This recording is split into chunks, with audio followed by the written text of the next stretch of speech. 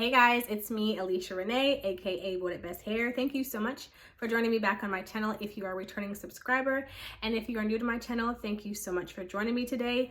Hopefully by the end of this video, you will see fit to hit that subscribe button. So today is going to be the first video of our series, Faith, Fitness, and Fertility. And today we're going to be talking about fertility. I have shared before that I have been dealing with infertility, my husband and I, for the last 6 years. Just to kind of rewind a little bit, I met my husband later in life. I was 35 when we met. We got married when I was 37. And it was a quick dating process, quick marriage, all the things. So we did decide to wait a year before we started trying to conceive.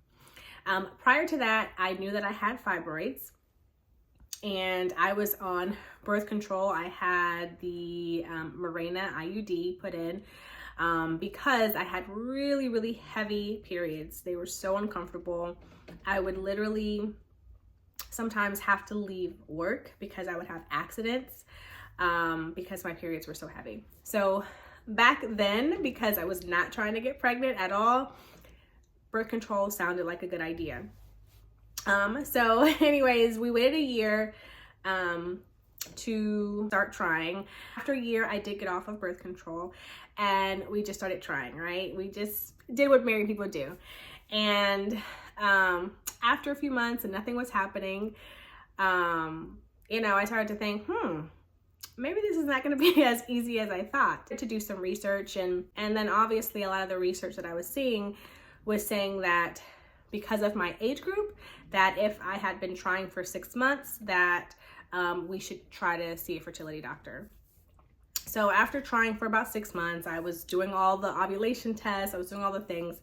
We weren't getting pregnant. We went ahead and went to a very well-known fertility clinic here in the DMV area. At that appointment, they basically told us that, it would be really hard for me to conceive on my own and that we would probably need to look into IVF and all the things.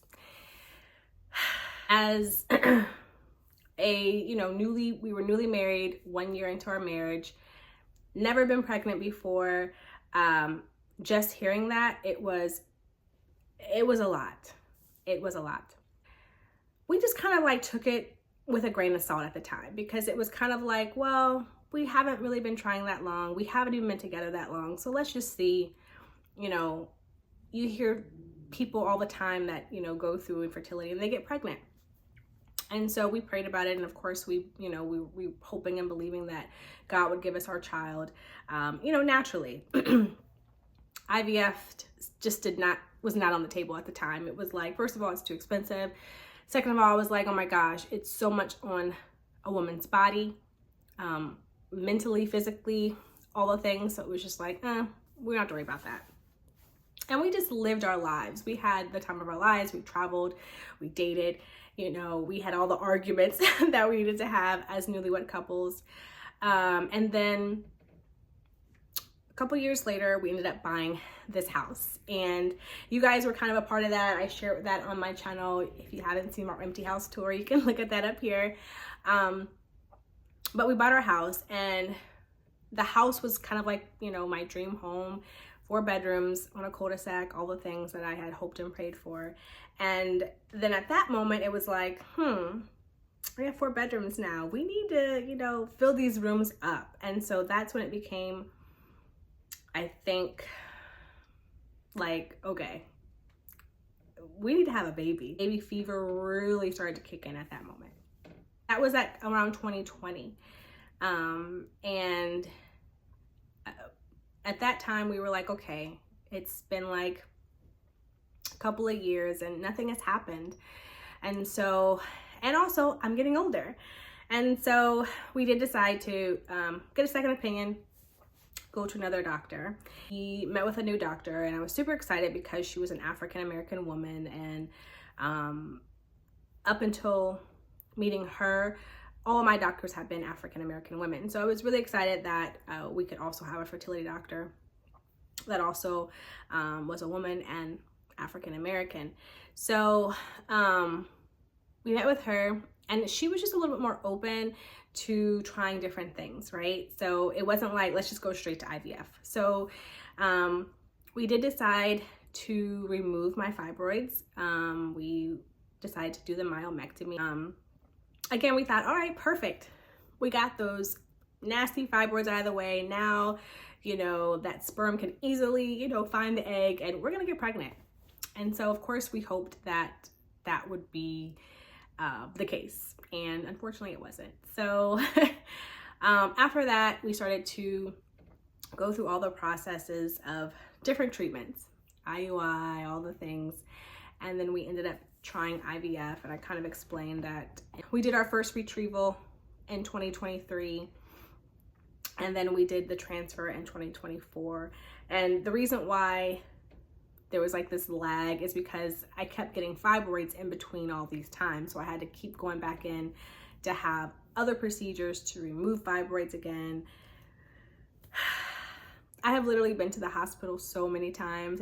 It's so crazy, but God is good, y'all. So we did our transfer in February of 2024. I'll never forget it. It was February 22nd, 2024. And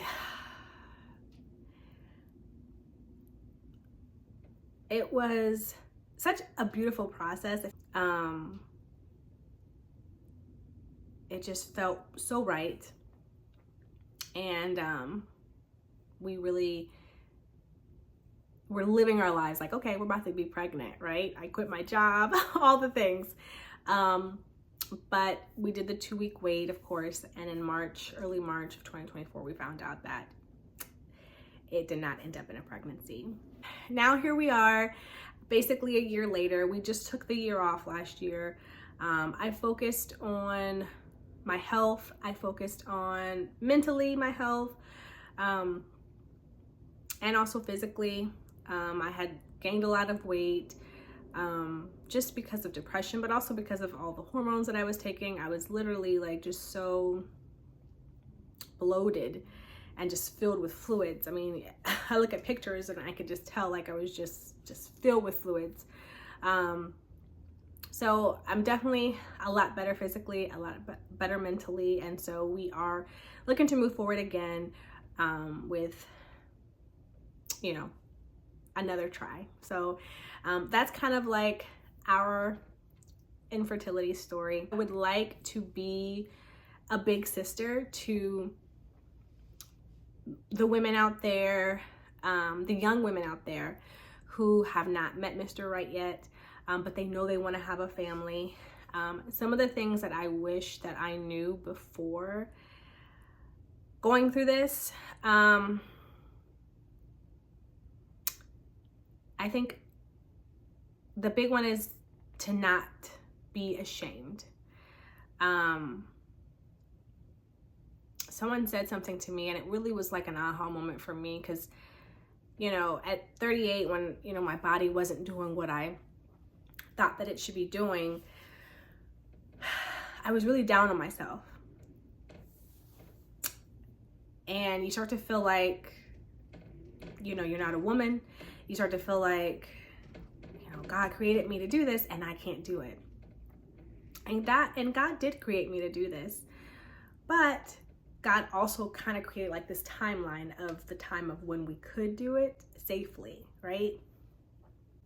So my body at 38 and at 44 is not going to produce as many eggs as they would have produced in my 20s. That's just pure science, and that's the way that God made it.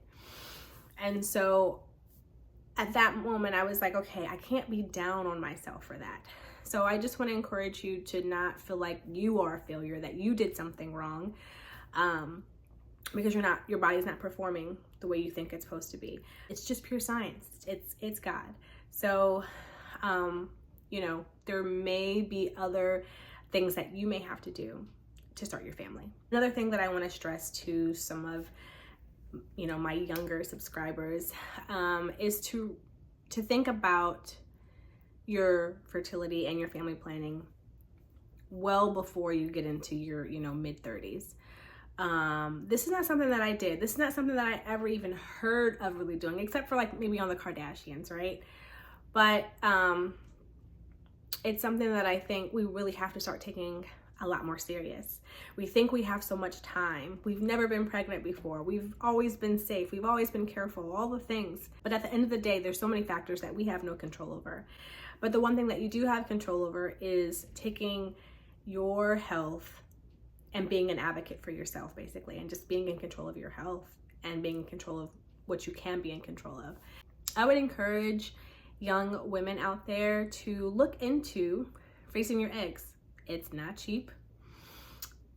More than likely, insurance may not cover it.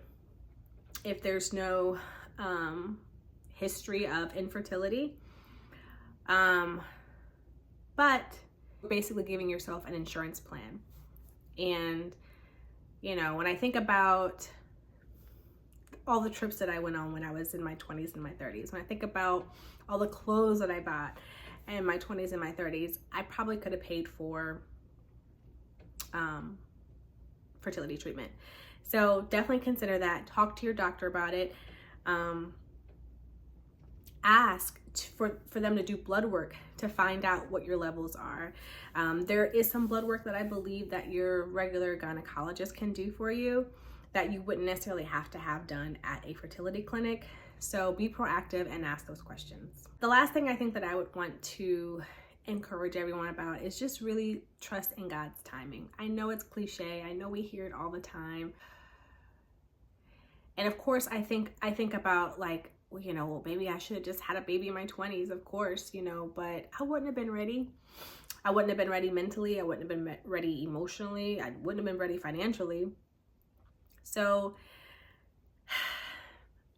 trust God's timing and truly surrender. And when I say truly, it's, you know, it's one thing to say, oh, okay, I'm giving it up to God, but you have to really give it up to God and let him handle it at the end of the day. And that's something that I'm learning, still learning every single day,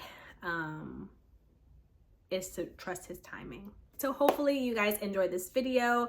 I really wanted to give you guys an insight into my journey and get to know me a little bit more. I have become a lot more comfortable with sharing this. I do believe that it is my purpose to share this and to be a big sister, to be a listener to other women out there who may be going through infertility. It's not easy, but it's so much easier when you have other people in a community around you. So if I can be that to anyone out there, I would love that. So if you have not already hit that subscribe button, you can go ahead and subscribe, click the bell, share this video, and also leave any comments or questions that you may have. I am an open book at this point when it comes to this stuff, so feel free to ask me any questions that you have about infertility, about my journey, anything like that. I am more than welcome to share. And if you're not comfortable with writing it below, feel free to look me up on Instagram. You can DM me, and I'm happy to answer questions there as well. Well, until next time, guys, seize your destiny and have fun doing it. Bye.